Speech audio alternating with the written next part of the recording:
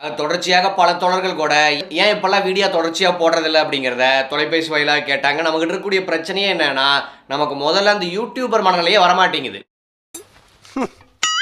நீங்கள் ஒரு யூடியூப் சேனலை வளர்க்கணும்னா தொடர்ச்சியாக வீடியோ போடணும், எல்லா வகையான சப்ஜெக்டையும் டச் பண்ணணும், அப்போ தான் எல்லா வகையான ஆடியன்ஸும் உள்ளே வருவாங்க அப்படிங்கிற இதுதான் அடிப்படை. ஆனால் எவ்வளோ முயற்சி செஞ்சாலும் நமக்கு அப்படியான மனநிலையே வரமாட்டேங்குது அப்படிங்கிறதா சிக்கல். ஏன்னா இந்த சேனலை தொடங்குறதுக்கு முன்னாடியேங்க இந்த சேனலினுடைய நோக்கமானது சீமானுங்கிற தமிழின விரோதியை வீழ்த்துவதற்கு எனக்கு இந்த பிளாட்ஃபார்ம் தேவை, அதனால இந்த பிளாட்ஃபார்மை நாம் கையில் எடுக்கிறோம் அப்படின்னு அறிவிச்சுட்டு தான் இந்த வேலையை செய்ய வந்தோம். ஆக அந்த இனத்துரோக சீமானை அரசியல் தளத்திலிருந்து வீழ்த்தும் வரை நமக்கு வேற எந்த டிஸ்ட்ராக்ஷனும் இருக்க மாட்டேங்குது. ஏண்டா அளவுக்கு உனக்கு என்னடா துரோகம் பண்ணினான் ஏத்துக்கங்கண்ணே, அப்பதான் நம்ம டெய்லி பிஸியா இருப்போம்.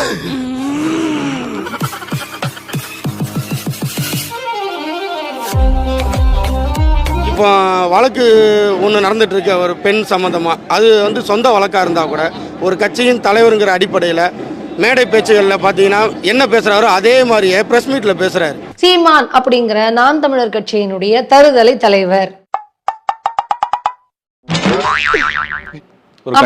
ஒரு கட்சியினுடைய தலைவர் இப்படி ஒரு தருதலைங்க.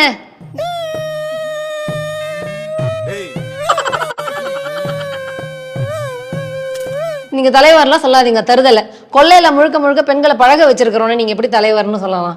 பொம்பளைங்களை அசிங்கமா வாடி உங்க கூட பழகிறேன்னு சொல்றவனே நீங்க எப்படி தலைவர்னு சொல்ல முடியும்?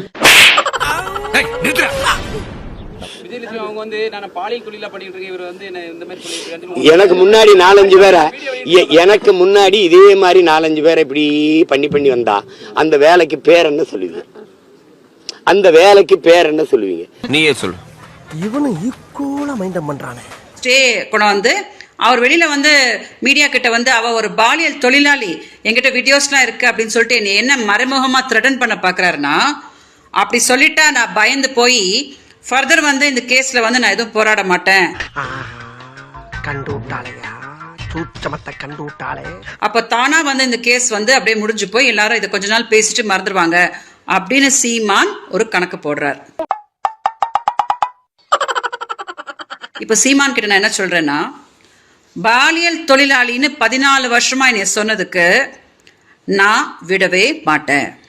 நம்ம நாட்டாம பிதிக்கி எடுக்க போறாங்கடா, பிதிக்கி எடுக்க போறாங்க. இனிமே நாம நாட்டாம கூட இருந்தோம் நம்ம உயிருக்கு ஆபத்து. ஓடி போயெல்லாம் வாடா, ஓடு ஓடு. சுப்ரீம் கோர்ட்டுக்கு எடுத்துட்டு போய் ஏன் என்னைய 14 வருஷமா சீமானும் நாம் தமிழர் கட்சிக்காரங்களும் என்னைய பாலியல் தொழிலாளின்னு சொல்லி டார்ச்சர் பண்ணி சாகர லெவல் வரைக்கும் என்னைய தள்ளுறாங்க அப்படின்றதுக்கு சீமான் அங்க பதில் சொல்லியே ஆகணும். இது மாதிரி ஏகப்பட்ட ஆம குஞ்சுங்களை அண்ணியை பத்தி தப்பா பேசி வீடியோ போட சொல்லி ஆர்டர் போடுறதே அதிபர் சீமான் தான் கேவலத்தோட உச்சம். அறிவு இருக்கு அவனுக்கு, பொறுக்கி புறம்போக்கு வயிற்று சொல்லதானே திங்கிற சொல்றா. என்ன பேசுறான் ஏதாவது பேசுறா. ஓகே, அதனால நான் ஏதோ பின் வாங்கிட்டதாவோ இல்ல அவங்களுக்கு பெரிய அளவுல ஒரு செட்டில்மெண்ட் பண்ணியாச்சு அப்படின்ற பேச்சுக்கோ யாரும் காது கொடுக்காதீங்க. இப்பதான் சீமான் நல்லா மாட்டிருக்கிறாரு. அவன் யாரா உள்ள கை தட்டினவன்? எங்க அவன்? யாரா அவன்? யாரா கை தட்டினது? அதானே யாரா கை தட்டினது? நாம் தமிழ்ல கொள்கை கோட்பாடு எதுவுமே இல்லை. ஹிட்லர் ஆட்சி நடக்கிற மாதிரி தான் நடக்குது.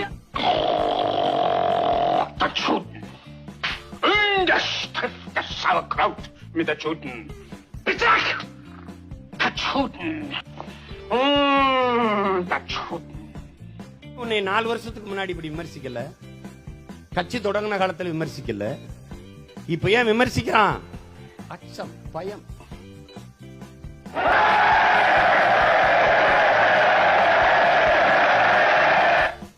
அவர் கட்சியை வந்து வெற்றி பெறுவதற்கான எந்த நோக்கமும் இல்லாத ஒரு நோக்கற்ற ஒரு சீமான மாறிட்டாரு.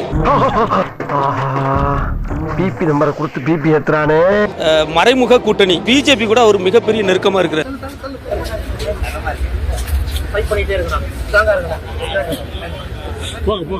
வந்துடக்கூடாது. பிஜேபியின் பி டீம், அந்த பிஜேபியின் முகம்.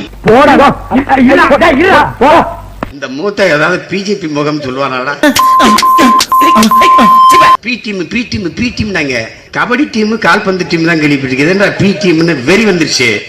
எடுத்தேன் செருப்பை பிச்சு பிரிவன்ட்டேன். இந்த மாதிரி தேச துரோகியும் தெரு பொறுக்கியும் சும்மா விட்டு வைக்க கூடாது. என்ன பண்ணணுங்கிறப்பா? இட்லி கோப்பரையில போட்டு வேக வைக்கணுங்கிறேன். பரிசையெல்லாம் கொடுத்துருக்கீங்க, சீமான் தானே அது? பக்கா பிஜேபி பி டீம் ஏ டீம்ல மெயின் டீமே இவர் தான். இதை வந்து இந்த புகைப்படத்தை அயன் பாக்ஸை வச்சு அழகாக கத்தி எடுக்கலான்னு இருக்கிறேன்.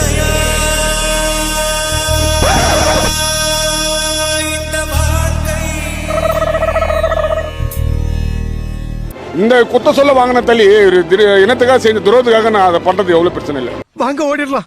வேணாண்டா, ஓடினா விரட்டி வந்து அடிப்பாங்க, நின்னு அடி வாங்கலாம்.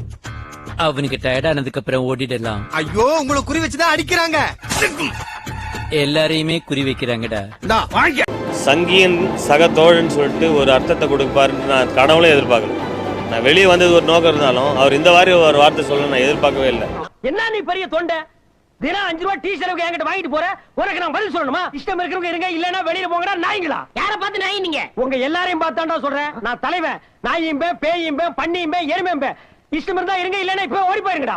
அவர் ஆரியத்தினுடைய ஆரம்பத்துல இருந்து நம்ம கிட்ட சொல்லுவாங்க ஒரு பிஜேபி பி டீம்னு சொல்லிட்டு, நாங்க அன்னைக்கு நம்பல, இன்னைக்கு உறுதியா நம்புறோம். அடப்பாவீங்களா, இப்பதான் இதையே கண்டுபிடிக்கிறீங்களா? என்ன காரணம் சீமான்ட்ட இருந்து விலகி தமிழக வாழ்வுரிமை கட்சியில இணைறீங்க? என்ன காரணம்? உங்களை பாதிச்ச விஷயம் எது? சீமான்ட்ட உண்மைத்தன்மை இல்ல. டெல்லியில சீக்கியர்கள் போராடினாங்க பாருங்க, அந்த சீக்கியர்களே ஒரு 2-3 லாரியில கொண்டாந்து இறக்கி விட்டுருவேன். வாடாட்டு அவன் பூரா என் மேல பேரன்பு கொண்டவன். பார்த்த என் தம்பிட்டு கேள்விமா, இந்த என் கையை பிடிச்சுக்கிட்டு சீமான் அவருக்கு 70 வயசு இருக்கும். தம்பி, ஒரு மனுஷன் போய் பேசலாம், ஆனா ஏக்கர் கணக்கில் எல்லாம் பேசக்கூடாது.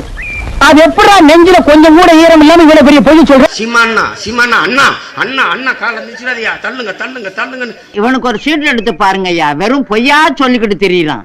உயிரை கொடுப்பாங்க. நீ அவனை ஒரு தடவை பாத்தீங்கன்னு வச்சுக்க, இவன் பெரிய வேலை செஞ்சிருக்காம இருக்கடா, ரொம்ப நாளா அந்த வேலையை செஞ்சிருக்காம இருக்க. நீ வேலையால வளர்ந்தவன் இல்லடா, வாயால வளர்ந்தவன். இது உங்க ஐயா ராமசாமி அவர்கள் பெற்றுக் கொடுத்திருந்தா நாங்க என் முச்சந்தில இருந்து மூச்சு முட்டை கத்திக்கிட்டு இருக்கோம். எல்லா நோய்க்கும் ஒரு மருந்து இருக்கும் பாருங்க. காய்ச்சல் இந்தா, தலைவலி இந்தா, வயிற்று வலி இந்தா, கால் வலி இந்தா, ஒரே மாத்திரை வச்சிருக்க மாதிரி. நீங்களும் உங்க பசங்களுக்கு வாங்கிட்டு போய் கொடுங்க, அவங்களுக்கு கூட பாண்டி வயிற்றாலே நிற்கும். அப்படி சார் வாங்க சார், வந்து வாங்கிட்டு போங்க, எடுத்துங்க சார். படிப்பு அவர் தான், சரக்கடிப்பு அவர் தான், எல்லாம் அவர் தான். ஒரு சின்ன திருத்தம் மிஸ்டர் நிர்மல். நிஜ வாழ்க்கையில நம்ம அண்ணன் சீமான் அவர்கள் வந்து ரேப் கேஸே வாங்கியிருக்கிறாரு. அந்த ரேப் கேஸ் வழக்குல வந்து நடிகை விஜயலட்சுமிக்காக ஆதரவா நம்ம நீதி கேட்டு களத்துல நிக்கிற எங்களை போன்ற பெண் தலைவர்கள் எல்லாம் வந்து கட்சியை கழிச்சிட்டு எங்களெல்லாம் கொலை பண்ணி போட்டு போன பேச்சாடா பேசுன, கொஞ்சம் நெஞ்ச பேச்சா பேசுன. மன்னர் பரம்பரை, மண்ணாங்கட்டி பரம்பரை, நீயே இப்ப மாவு கட்டு பரம்பரை ஆகிட்டாங்க. வேலை வாய்ப்பு அவர் தான், பெண் எல்லாம் அவர் தான்.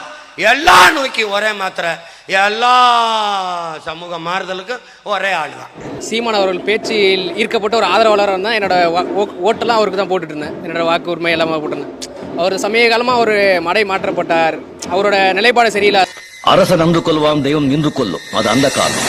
அரசன் நின்று கொல்வான், தெய்வம் அன்றே கொல்லும், அது இந்த காலம். இந்த ஜென்மத்துல செஞ்ச பாவம் இந்த ஜென்மத்திலேயே அனுபவிக்கணும். நீங்க அனுபவிப்பீங்க. யார் படிக்க வச்சாரு? பதில் இல்லை. அன்பழகன் நெடுஞ்செழியனை யார் படிக்க வச்சது? பதில் இல்லை. எங்களுக்கு நல்ல தெளிவு இருக்கு, எங்களை படிக்க வச்சது எங்க ஆத்தால பண்ணும். எந்த மேடை பேச்சில் ஒன்றா இருக்கு, அவர் நடைமுறை செயல்முறையில் வேற மாதிரி இருக்கு. நாங்கள் வந்து ஒரு தமிழ் தேசிய பாதையில் வந்திருக்கோம். அவர் அதுக்கு நேர்மாறாக நீ நடக்கிற மாதிரி எங்களுக்கு ஒரு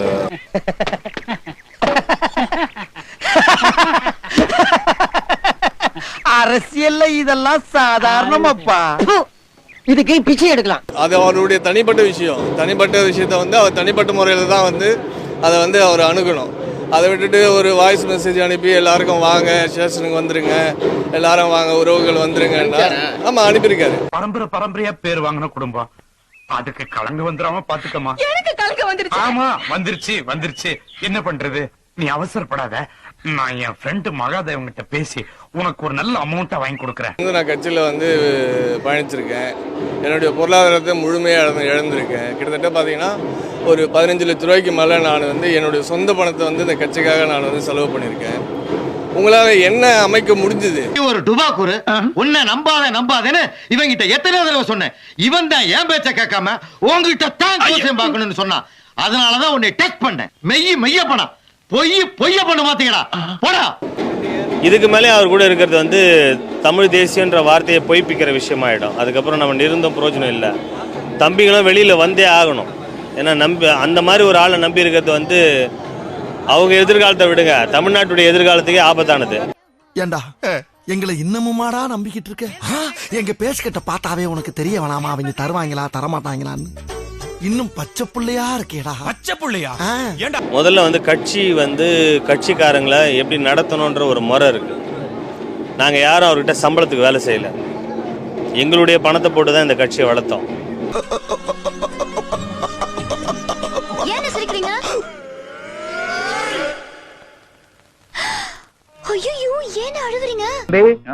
இவன் சரியா வர மாட்டான். வா. ஐயோ என்னங்க பிரச்சனை? அவன் பெரிய நடிப்புக்காரனா இருப்பான் போல் இருக்கு. இதெல்லாம் வந்து அவருடைய உழைப்பு வந்து அவர் பேச்சு. எங்களுடைய உழைப்புன்றது எங்களுடைய வருமானத்தை இழந்து, எங்களுடைய நேரத்தை இழந்து, எங்களுடைய குடும்பத்தெல்லாம் இழந்து தான் நின்றோம். ஆனால் அவர் இழந்தது என்னன்னு பார்த்தீங்கன்னா ஒன்றுமே கிடையாது, பெற்றது அதிகம். ஆனா மனசார சொல்றேன்டா, சத்தியமா நீ எல்லாம் உருப்பட மாட்ட. டேய் போடா போ.